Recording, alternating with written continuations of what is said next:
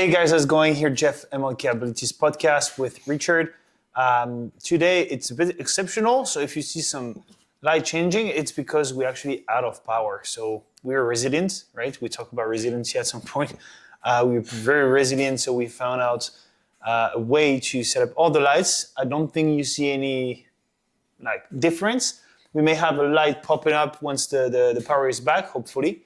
And today, we're going to talk about everything about fitness, why and how to train with purpose, and a bit of history of fitness. Where is it from? Why our ancestors used to do it?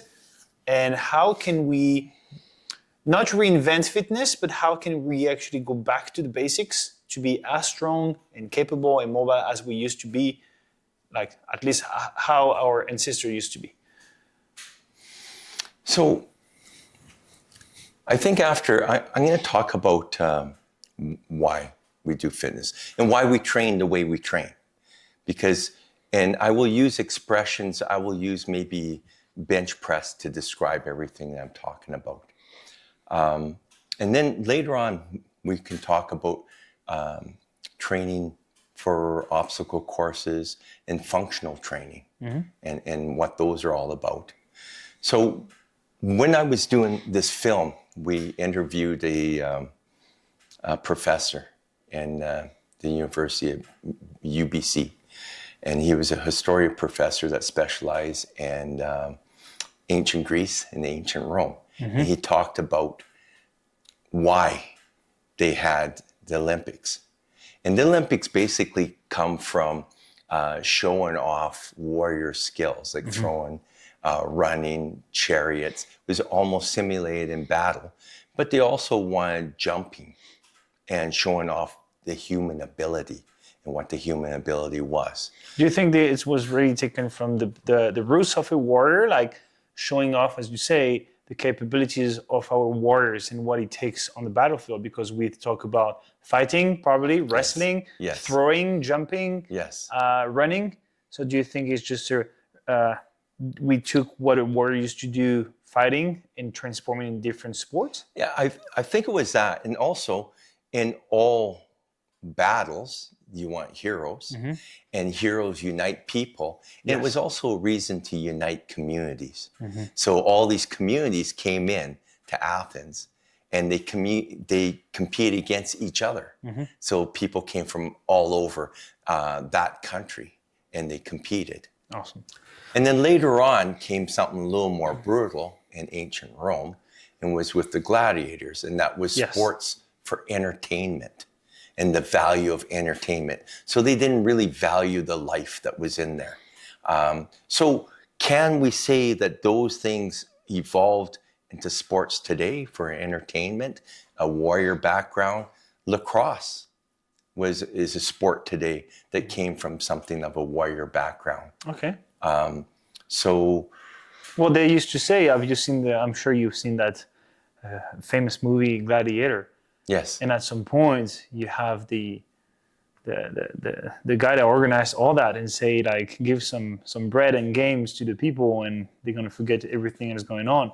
And as you say, they use slaves and anything they got under the hand and bring them into the arena to fight and so on. And it saved some life though, because the rule was if you're a gladiator, you basically buy your freedom by fighting. If you're a good fighter, the people, they say you're free, they say up. And I do think it was actually made from actual history and things, right? Yeah. So it was human nature. And I also interviewed different people about different tribes, like the Maasai people. Okay. Because you went to Africa, right? I went to Africa, yeah. And in Africa, the Maasai people, they ran, and it was jumping. Jumping was a big thing, if you can jump high. And these are the tall guys that you see in National Geographics wearing red. So they're... Do you know why? Jumping high? I don't know why. Was it because when you have to chase the prey, you have to be able to jump over rocks, bushes, and so on? That I don't know. I don't know. That's interesting where it came from. But we find that everybody wants to compete. And then if you want to become better, we evolve into training for it. So the gladiators back in the time, they actually had schools and they trained. Like the Spartans as well, right? Yes. It was very actually Nazis of that. Like it was very tough to be a Spartan, but it's actually true and proven by history that they used to push the guy very hard. And if you fail at some point in any skills, you should train and be good at it. Yes. You're out of it. They take the elites of warriors. And I just wonder how tough and how strict they were. So you think we started to put in institutions with that, like a training program at school? And then after gunpowder happened, then okay, now the hand weapons. So people didn't have to be quite fit in the same way. Yeah. Okay. So then came sports, and Olympics came back. They were done for hundreds of years, and then they came back, I believe, in France. I'll have to look up to see if that's where it came from, but I think it came back later, hundreds of years later on. It was revived, and the modern Olympics was given birth to that. So, okay, super cool. We understand people want to train, why you want to train. So if we want to train endurance, we want to build the capillaries, I think the small veins. You're pushing more. If you're going in zone 2, you're pushing blood into your body, and you're creating more oxygen to feed your body, and more things can feed your body. So long endurance at zone 2 is a great way to start setting a base for you. And then that's type 1 muscles. So for type 2 muscles are like sprinters. And so that's guys that want to be really fast. Very connected to the nervous system, right? Very, very connected to the nervous system. So where things got really funky is, well, we had the strong man, and they had all kinds of tricks, but they did lots of isometrics, and they send strong signals into to grab their muscles. So an average person, 30 to 50% of your muscles could be grabbed by signals.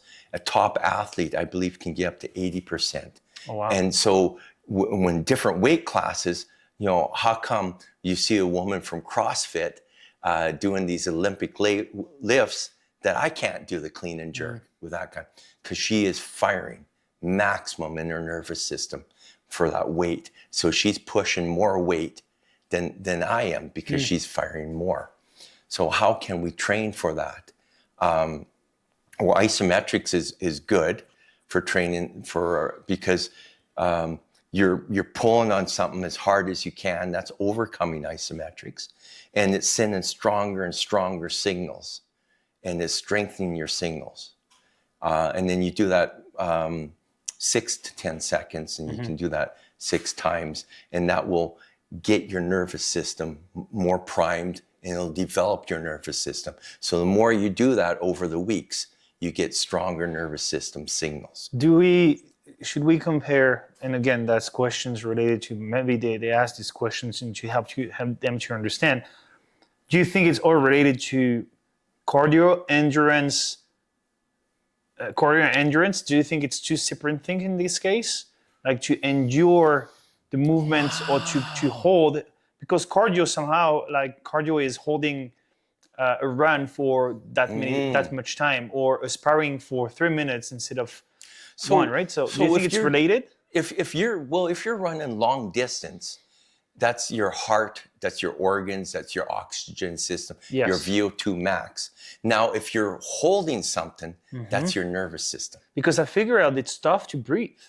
It's like when you ask people to stay on the plank position. Yes. You're forcing against nothing but yourself. But we figure it out because everything is contracted, like you're forcing, it's tough to actually let some space for some air. So you kind of holding. But if you train your nervous system, then your breath comes easy. Okay. So it's like cardio, basically. Yes. So you exercise. Okay. So now you can go into... so that's covering the strength. Well, I would say to separate, it's like cardio, but it's not. It's just the same way you would build a cardio, you do the same way by building like Your nervous system. Your nervous system. You push the body through that time, like every so often, and then get it bigger, bigger, bigger. You can hold longer and with heavier, like you would like maybe run heavier and longer. You build the cardio as well. So basically, it's the same way to build it, but it's still two different things. It's still adaptation. So you're adapting. Yes. So you're building adaptation. So you're building your cardio adaptation. Your heart adapts. Your lungs adapt. So you have to train both. Your circulation system. You do have to train both. And I give you an example, and I'll go pick on the bodybuilders. I'm sorry, bodybuilders. They actually train harder than anyone. They put in more hours of time, and it's more ridiculous than cutting weight and building mass. But what they're doing is they're actually tearing muscle tissue and having it heal larger. So their body building muscle, not building nervous system. They do build nervous system through it. But you have Rodney Coleman, pronounce his name wrong. He was the strongest bodybuilder ever. He moved massive plates, and he was a ginormous man. But in the world ranking, I heard a stat that he was 6,000th place for strength, overall strength. So but you say he was pushing a lot of weight. He was, but he was pushing volume.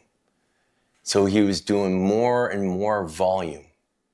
So he was still strong, but his nervous system wasn't as strong as it should for the size of his body. Yes, for the it's not size proportional. It wasn't proportional. Okay, it wasn't proportional. So a friend of mine that I trained with, he got the world record for squatting at 150 pounds, and I think I'm sorry, Steph, but I think it's 470 pounds was the record for squatting. So but his more than triple his weight. Like. His nervous system was ridiculous. When he was doing that, he went later on for the worlds for arm wrestling, and his nervous system is so intact everywhere that he got third place. And this year he got second place at the worlds. And how he looks like physically? He looks muscular. He's a guy about your size. Okay, quite muscular. Athletics, not bodybuilder. Yeah, no, but big, but arm wrestling, big bicep. Yeah, of course. Yeah. So bodybuilding. We had movie come into America back. I think it was in the 70s. It was called Pumping Iron. It had Arnold Schwarzenegger, Lou Ferrigno, Franco Colombo, I believe, was in there, and the whole fitness industry built gyms around that and to bodybuild. So everybody thought fitness was, you seen someone with a massive body, oh man, he's fit.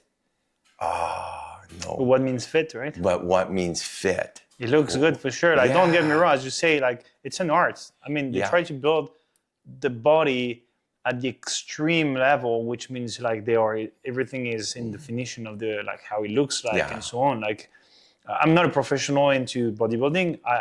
I love fitness. I love to learn a bit of everything, but it's a very unique, I would say, sports or way to train, right? Absolutely.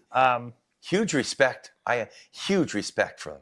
Their sacrifice and every single body part, and it's all balanced side to side. And just to clarify as well, like through the podcast in this episode, we're not here to create any war or argument between like a discipline versus another. No. We're here to actually bring what's on the table, but the ultimate goal as well is, and don't get me wrong, like, correct me if I'm wrong, but we're here to find a way to guide people with what is the most useful in an everyday life, where what is actually functional but also practical as a basic human being, as well as a professional, whatever is the profession you're doing, right? Yeah. So I want to use the example of bench pressing, and I'm going to talk exercising for purpose. Bodybuilding bench pressing, we're going to do 10 sets of 12 reps and a weight that you can move that you can hardly do the 12th rep. And so you're getting volume. And then you're going to do flies the same day on your chest. And then you're going to do another for the chest. So you're going to do a muscle group, right? Now, powerlifting, on the other hand, you're going to use massive weight and you're going to be pushing it a lot slower because it's massive weight, and you're going to get maximum of 1 rep to 3 reps, 5 reps is all within building power in the nervous system. So I do want to have a conversation between West Side Barbell, which was American, and the Soviet Union way. So Soviet Union, the Soviets, what they did is they did linearization. So they did progressive overload, and they would bench press and add weight, bench press and add weight with heavy weight, constantly adding either rep or weight, rep or weight, rep or weight. West Side Barbell, crazy, Louis Simmons, they blew the water out of everyone. They studied the Soviet way of doing it, but they adapted it, and they made 150 world records out of one garage gym. 150 world records using the West Side Barbell system. What's the difference? It's a conjugate system where you work with your weaknesses and you do something like plyometrics. So plyometrics is like jumping off a box and then jumping up. But imagine bench pressing. Plyometrics is getting up and pushing and throwing the bar in the air, catching it. Yes, dangerous. So what did they do? They attach bands. So you're pushing. Let's say my maximum is 300 pounds. So I'm pushing 200 pounds. With the bands, it's 120 pounds. Because you're stronger here than you are here. So now you're pushing as hard, as fast as you can. And then it comes down. Hard, as fast as you can. Now they have full rotation. Well, they're building massive strength by doing that. And plyometrics is explosive. So now you're really igniting the nervous system. That's something that I try to re-implement in my integrate in my training way, because I do a lot of kind of hit high intensity but mobility movements. I like to move free, right? I don't want to be stuck into my movements. But I figured out when I used to lift weights more in a bodybuilding way, or power lifter, because I used to play football, American football, and I figured out it slowed me down. Right, because you push a lot of weight, but you try to focus on the movement. But football, which is good with that, we work a lot with reactions and nervous system, because as soon as the game's on, boom, you have to react, right? And boom, take a block and so on. So I try to bring it back again for me. And it works pretty well. So it does. So I'm gonna go back. The West Side Barbell, they also do maximum lifts. So if they're bench pressing, they'll do it once maximum, 1 lift. Their heaviest lift every 8 to 12 weeks. So they wouldn't go back to lift a maximum until that cycle. So what do they do? So, but they do with the bands. And the explosive, they do isometrics, and they work on all the weaknesses. I see. So now they're doing bands, not just bench press, decline, incline, bands of flies, explosive, one arm cables all the way across, push-ups, to keep the mobility as well and not getting stuck. And yes, mobility is 300 pounds. They're jumping on 40-inch boxes, and they could sprint. That's the difference. That's the difference. So they won more. They made more world records than most countries. That was our one gym. So do you think that? So you say that gym basically brought some units, Soviet system. Adapted some of it with the Western way that we used to train. No, it was a Western person that took the Soviet system. So it still mixed his knowledge and way to train with that system, which I do think is great. So basically, in the end of the day, this is a guy that decided to use different way to train and to mix, to find the best potion ever for his athletes, right? Like we would do in and we can see the benefits like we would do it in any knowledge tactics or whatsoever. Talking about CQB, there is now different way to do CQB. It's not just one method, but you can, for an example, can use deliberate and dynamic, and you have the semi-dynamic, which means now you have 3 ways to become better at CQB. And I guess this is what he wanted to do with fitness, having different methods to train, merge them, and beat everyone to any discipline, I guess, right? Because they were not, when you say Olympics, they compete in the Olympics in any discipline? The Soviet Union. Yeah? Yeah, in all strength sports. Okay. They not just in one. They dominated in strength sports. Okay. And then Bulgaria did and that. I think wasn't Bulgaria part of the Soviet Union when they broke away in Georgia and the Ukraine. Yeah, so they're all was strength sports, and it came from the old Soviet system. I see. So this is also where wrestling is very intense over there. Talking about Dagestan, Russia, and all this part of there is a big and strong culture about wrestling. Where wrestling, for me, like personally, don't get me wrong, aside of their like weird way to dress for wrestling, these guys are monsters. I don't want to even to. Oh, and they're I don't want to try training. And you see how capable the mobility, how the cardio they have. Something that baffles me last time, I watched Makachev in UFC. Yeah. He's from Dagestan. He pushes his body and so on. He's the champions in 2 different weight class. And the last fight he did was a tough one, but it went out of the 25 minutes fight like he went just to buy some grocery store in the grocery stores. Like, not exhausted at all. He could have a normal conversation. This guy felt like the vast champion in the UFC competition. We talk about the best of the best, and they get out of it. Nothing happened. So he trained with a purpose specifically for what he needed to do. Yes. So if I go back to the bench press analogy, so we touched on bodybuilding, high reps, the nervous system. Now let's go into CrossFit. Now, how would CrossFit do? They took the best of all worlds: anaerobic, aerobic, strength training, endurance training for body, push-ups, pull-ups, rope climbing. And what they wanted to do was the fittest person in the world.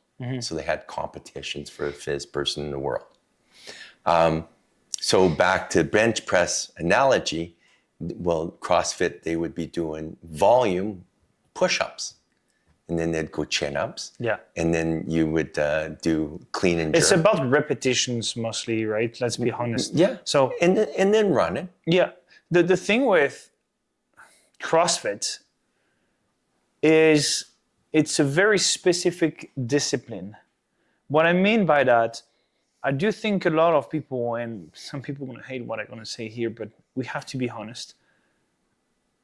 I'm sure everyone knows that this is someone that get injured doing CrossFit, because when you go in the gym during CrossFit, this is very technical, right? I mean, I know people that get injured.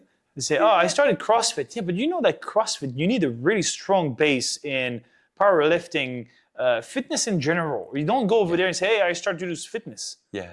So I'm going to be a devil's advocate with you on that, and I love being devil's advocate. Yeah, and that's great. I found even in arm wrestling, we had CrossFitters come in, ladies. They were strong. Oh, don't get me wrong, they're strong. They were, but even for a strength sport that's precise, yeah, they adapted so fast. Yeah, because this is what I mean. I'm not saying CrossFit is not good. Yes. I do think that CrossFit is a high-level discipline where you need to have to build a strong core, a strong fitness level before actually even practicing CrossFit. Like, and again, my friend Kyle Rolf is a good friend of mine teaching CQB and so on, and he is also a personal trainer of his wife. Yeah. That is number 3 in the world of CrossFit. So I know her. I know she trains a lot. She's very strong. She's capable of a lot of things. Her name is Emily Rolf, for those that know her. And She's number 3 in the world, right? So, and I did a workout with her, and I was struggling. I was honest. I like challenge. Yes. And I want to work out with you. And she was like dominating for sure. Again, she's working out a way that she's used to. She's a professional, so it's her job to do that every day. I don't work out every day the way she does, right? CrossFit is great, but it's not meant for everyone. This is very technical. Don't ask someone that is new in fitness to grab a bar properly and bring it over your head. This is what you do in CrossFit. Even the pull-ups. A pull-up is tough for most of the populations nowadays. But then you have bands, you have assistants. Well, you can adapt. And you got to take your ego out of it. 100%. The thing is, I do think there is a lot of people that get injured starting doing CrossFit because they skipped the first steps in fitness. Building the base. Right? Me, I can go in the gym tomorrow doing CrossFit, no problem. I did that before, never get injured and so on. But I've seen people start from zero and I was like, do you know how they get injured? Just because they try to bring the bar over the head and then it fall on them, or there is a muscle that tweak like this and done. Right? So this is what I mean. It's mostly a trend that everyone think they're capable to adapt quickly because it's a very complicated, like difficult sports. And I respect a lot CrossFit when I say that. I do not think though it's made for Mr. and Mrs. Everyone that want to start fitness. And there is steps to not skip to arrive at this level. Okay. That's what I meant by that. I'm going to propose a question to you. Sure. I noticed that I think CrossFit people, with a little bit of technical help, can really kick butt in obstacle course. Sure. So my question to you is, how would you train people for obstacle courses? Because you have a large obstacle course yourself, right? Yes. How large is it? That's the largest in Canada. Largest in Canada, okay. And it's a permanent one, right? It's not like some people say, yeah, but Spartan Race have more than 50. Yes, but it's not permanent. Mine is permanent all year long, and we have more for now than 46, and the level 3 and 4 are going to come over, and we're going to have more than 80. So that's the big goal. But for now, we have 46 divided in 2 different levels. And to answer your question, and this is why I train the way I do. Mm-hmm. So first of all, where I'm from with that, I trained, since I'm like this, I try to find the right sports for myself. And I did tennis, swimming, boxing, football, soccer, rugby, just even hiking, and calisthenic. Calisthenic? Yes. I never know how to pronounce it. Calisthenics. Calisthenics, yeah. What did I do? Obstacle course, obviously. Obstacle course were more introduced to me through the military and because you can do some events, but it's not actually sports. And we talked about that before we discovered Ninja Warriors. Okay. Then you started to see some gyms about Ninja Warrior stuff and so on, which is great, especially for kids, even for adults, for coordination, to learn your body because you move in a way like an animal. Okay. But what I do think we forgot, and that's why we beat a lot of very specific guys, including CrossFit, because CrossFit is very square.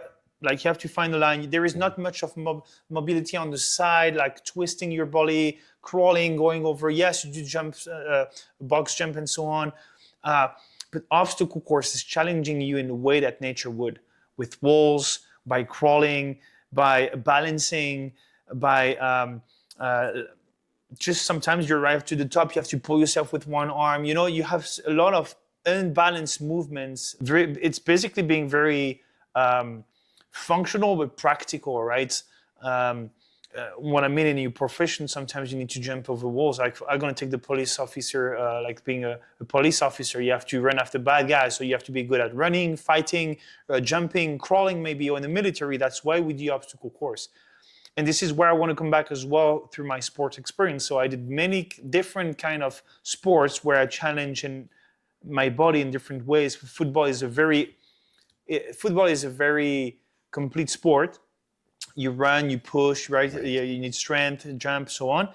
Till I discovered martial arts, where I thought I knew a lot about my body, or even maybe everything, but no, I didn't know anything about my body since I started to do martial arts, because you start to understand your body in a more natural way, body weight wise, right? And then I started to discover calisthenics, doing some strict pull-ups, strict push-ups, something very in the elite movement of the natural movement of the body, right? Don't get me wrong, like it's impressive to push a lot of plates on the bench press. Is it actually a natural movement? Not really. Push-up is more natural movement than pushing Push on the bench yourself press. off the ground. Again, I don't take off like the everything we can do, like that's cool, we can do such things, but I really try to work out now in a more natural way that do two things. I'm still very good at what I do. I'm still strong. I'm fast. My nervous system is challenged all the time. I'm capable to fight, to move, to run, to escape, and I'm more an overall, and I also preserve my body over time, because pushing a lot of weights, putting like the squat bar on the shoulders, at some point everything has an impact on the body, right? Football or specific sports can have a big impact on the body, knees, right, shoulders, and so on, right? And what I like with the obstacle course, it's a pretty smooth, natural way to move that you can actually translate in everyday life. Let's say I want to grab that backpack and bring in the other side. Like I can grab it and I build a strong core because the way I move, right? It's other micro muscle I can build around, like let's say a group muscle, right? And it protects me. I'm still strong. I'm still capable to move and so on. And the military, because of my military experience, teach you a lot and I've seen guys through selections. At some point we're gonna go through that. Big boys, like you see, oh, this guy gonna just like do it easy and so on. And you see the complete opposite, the guy like this, so thin and so on. And guess who lasts longer? The guy that is a bit thinner, but not the big boy, because the big boy, right? Yeah. At some point I get injured, but also they have to carry the weights. What if you wait and I add this and that, and then a plate carrier and a helmet and magazines, radios, and so on? You start to weight a lot, and you become a liability for your team, because if you get shot at, I cannot move you anymore. I have to pull like, it's more than 225 pounds, dead weight on the ground, to try to save your life, like if you cannot walk anymore, for example. So what I like by being, we call it the chat maigre in good French, which means the skinny cats. So basically, it's like you're capable to move everywhere, jump, crawl, like a wall, even a gutter. You have to be able to climb on a gutter. Just crawling through a thin, like a cave or under a net and so on. That's why obstacle course is part of the test. And if you cannot do a certain time on the obstacle course, you're not deployed on a mission. Okay. You can be the best at pushing. Don't get me wrong. There is big guys, big boys, and so on. But that's not how it looks like special forces, even military guys. So how do you train for it? And so how do I train for it? First of all, I lead by example, because I was the guy that used to push a lot, do a lot of bodybuilding thing, powerlifting thing. And I think it's good sometimes to do a bit of everything. I like to change my way to train. I never do the same thing all the time. I get bored. So how I do that, first of all, I jump out of my comfort zone. Sometimes I go swim. Sometimes I go run. Sometimes I go in the normal gym. Sometimes I just do body weight. But the obstacle course teach you about technique. I've seen guys very strong, but very slow. And again, for an example, if I ask a champion or a very good person in CrossFit, bring to the obstacle course, they're gonna do very well. Most people that come over here and try the obstacle course. But on the technique level or on the way to move, they're gonna understand that the obstacle course is gonna ask you to move in a way that you never really, basically the obstacle course decides for you. You adapt to the environment. You have to climb a half pipe. Well, you want to attack the half pipe the same way you're gonna attack a simple wall, right? So it's all about techniques, but you can also adapt it to find a way between techniques and strength and mobility, which this is where you become the perfect human being. You're capable to move. You have the strength to carry you yourself or someone else, because I like to do obstacle course with other people. Mm-hmm. You have to think more. And this is where it becomes very interesting with obstacle course. It's because you're kind of surprised because each obstacle is different. And you have to attack each obstacles almost with a strategy behind it.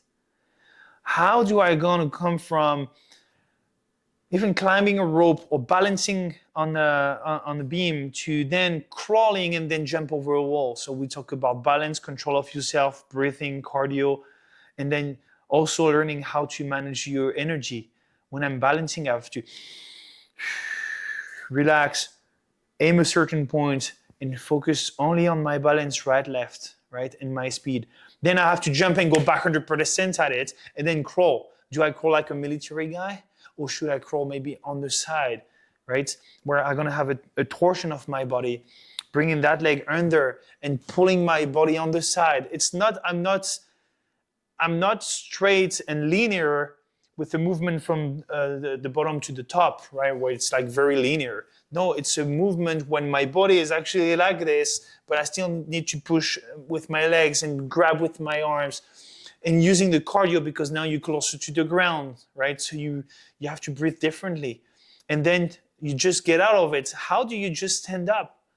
Yes, you do burpees, but once you just run like 20 obstacles, a burpees is not the same when you start, right? No. And then there is a way to stand up efficiently to still be fast on the obstacle course, because I like the fast thing, like they do in CrossFit for time, right? You have to be fast and do it in time. Same with the obstacle course, try to be the best. And so you have to attack it a certain way. And from that, after you have the wall, so it's like you have a 5 foot tall wall, but you also have an 8 feet tall wall. How do you attack it differently? Where can I place my foot on it? Ideally to grab the edge and then use my full strength to pull myself up, then bring my leg over. And then how do I land properly without injuring myself? Okay. And having a stuck lower back or do a knee or ankle, how to jump from 10 feet high without getting injured, how to roll properly. All these rolling movements, right, left, like an animal would go with the flow kind of, right? And I do like obstacle course because it challenges you on strength, cardio, mobility, flexibility, mental aspect. It's an overall thing. And any guys in the military gonna tell you that you can be the best at anything, running and push-ups, rope climbing, pull-ups. Obstacle course is destroying everyone. Everyone. What do you think is more important, mental toughness or grit? In the obstacle course? Yeah. I would say mental toughness, because obstacle course is still very fun. And this is what I like with it. It's made for everyone.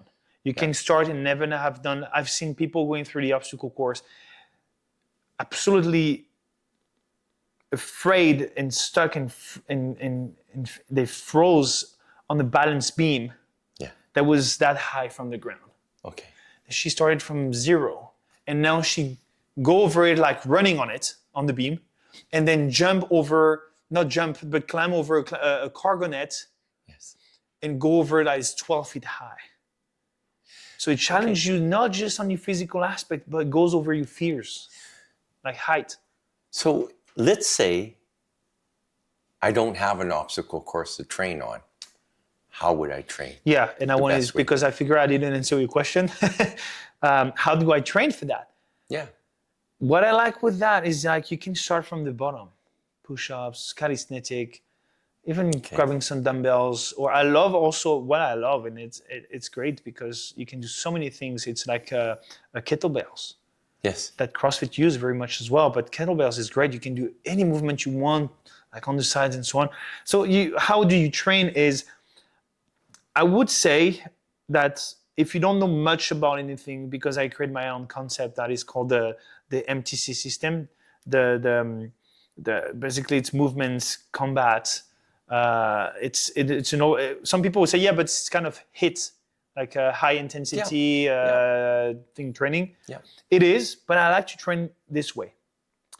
And the why is because you avoid injuries, you work out at your own pace, and you can choose the intensity without compromising the results.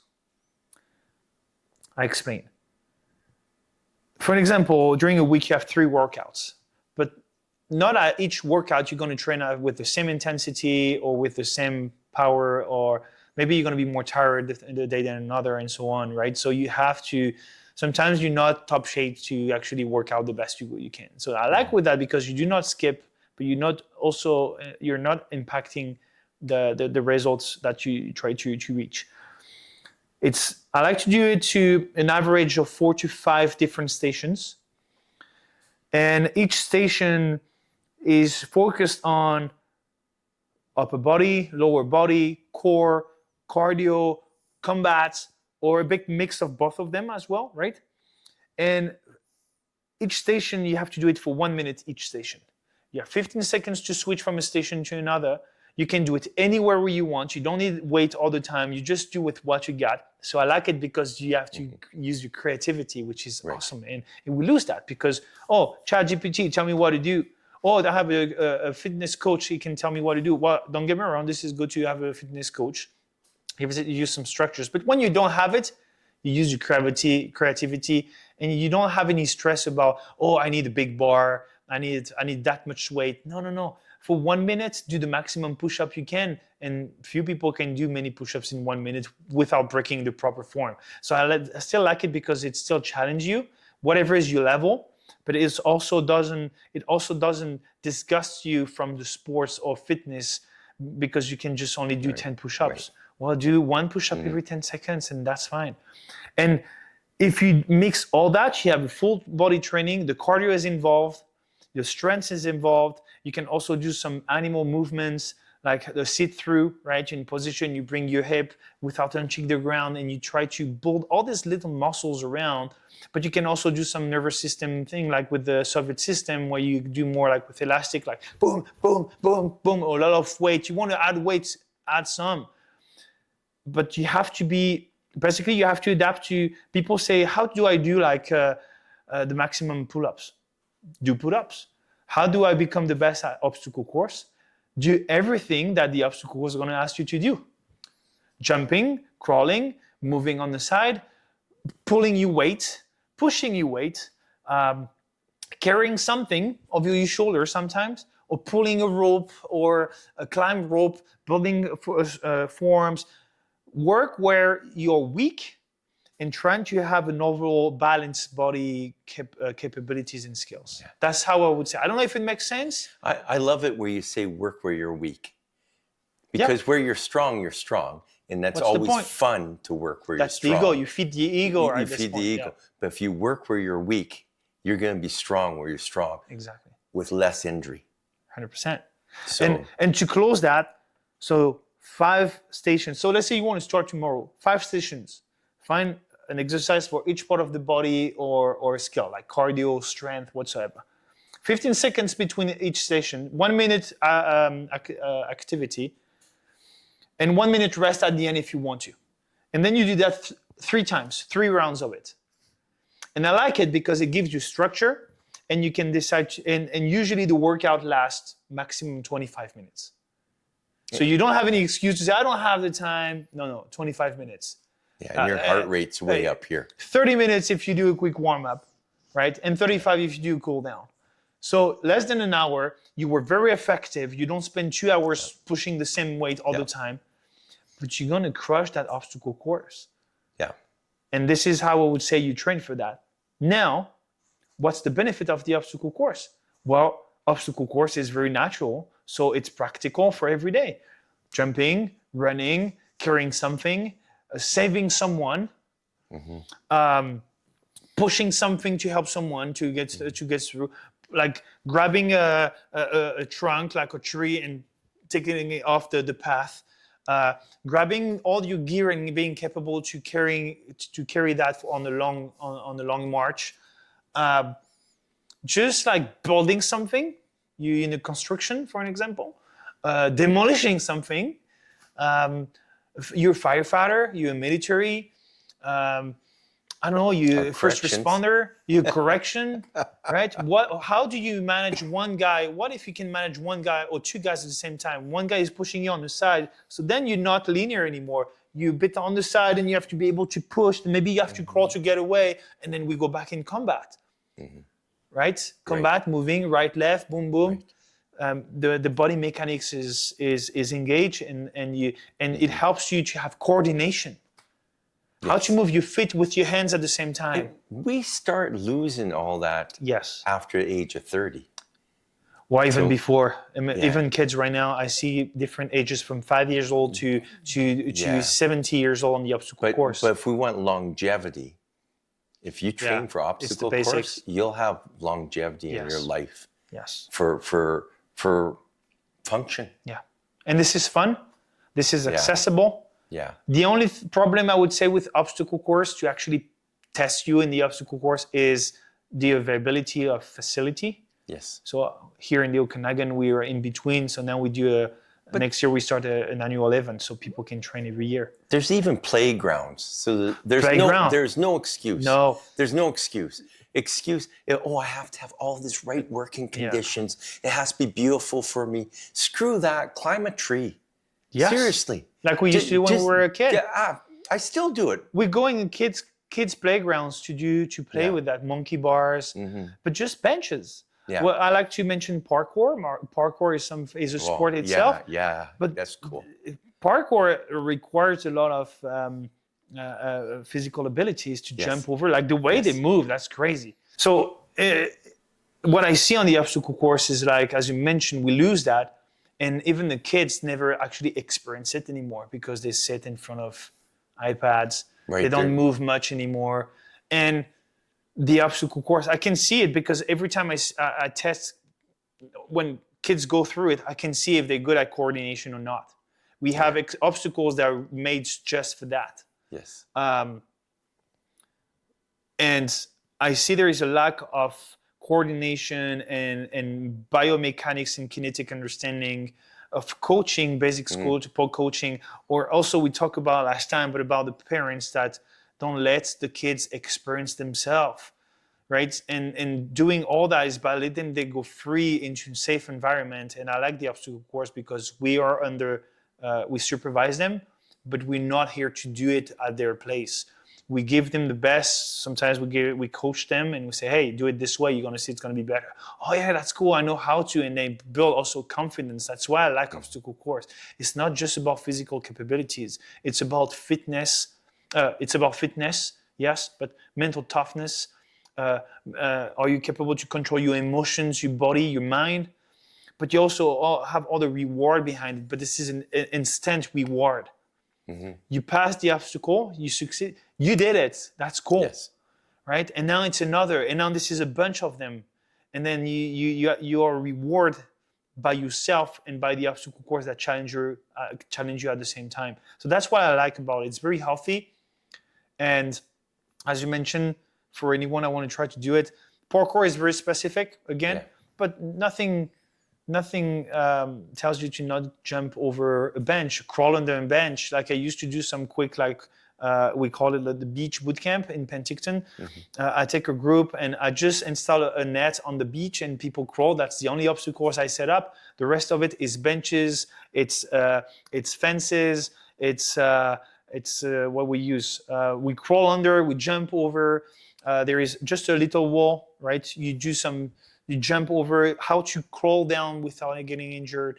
This is basic stuff that you can see people struggle to approach, right?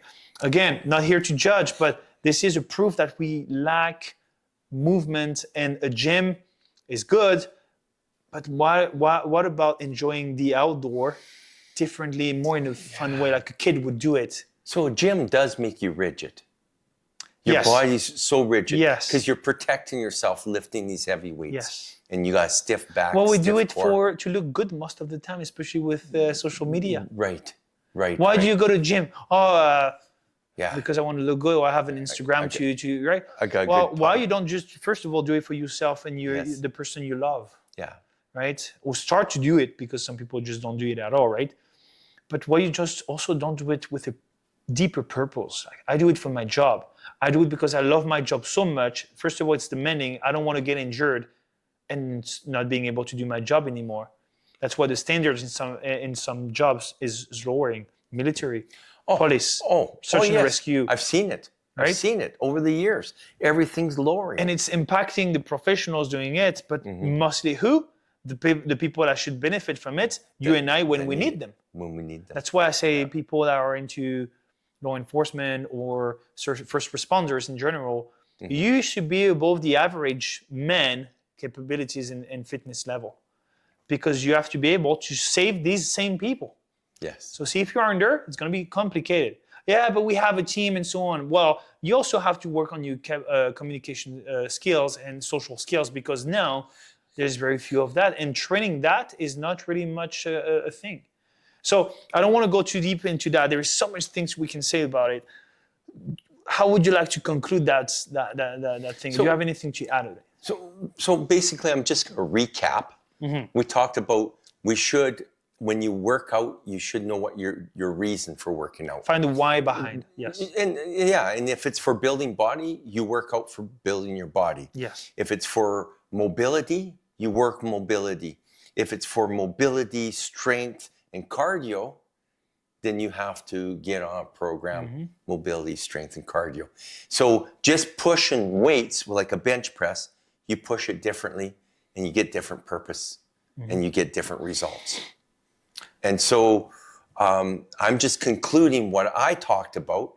And for you, you're talking about like the obstacle course. But how I would like to conclude it as well, in a more generalist point of view, is because we talk about history, we talk about people that their purpose was to be a strong man or a strong woman, because fitness is for everyone, to be able to accomplish their task as a man or woman into a society and a family and so on.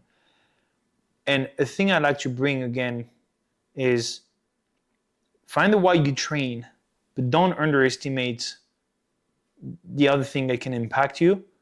And I'm going to take that example.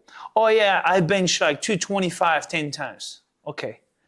Can you fight for 3 minutes when someone breaks in your house and try to kill you or anyone you love? Does these 10 reps going to save you? Like, that's fine. That's impressive. You can do that. Cool. But what if you can fight for 3 minutes because you're going to test your actual strength, mental strength, cardio strength, strength itself to maintain someone.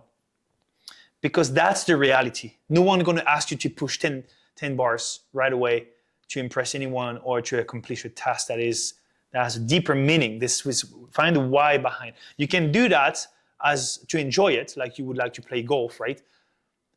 But can you merge both of them, like the purpose of being a strong man or a strong father, brother, husband, whatever, by actually being also very capable and having some cool skills to show off, right? So that's what I mean by that. I think like there is more than just pushing or doing a certain number of reps or having purpose. Yes. And I hope, and I think we should conclude this way, but I hope it inspires you and helps you to understand fitness better, from the history to the purpose of it, to maybe use it in your own life, whatever you're a man or woman, whatever is your profession, because in the end, we are not meant to sit to sit on a chair in front of a computer for 8 hours a day. No.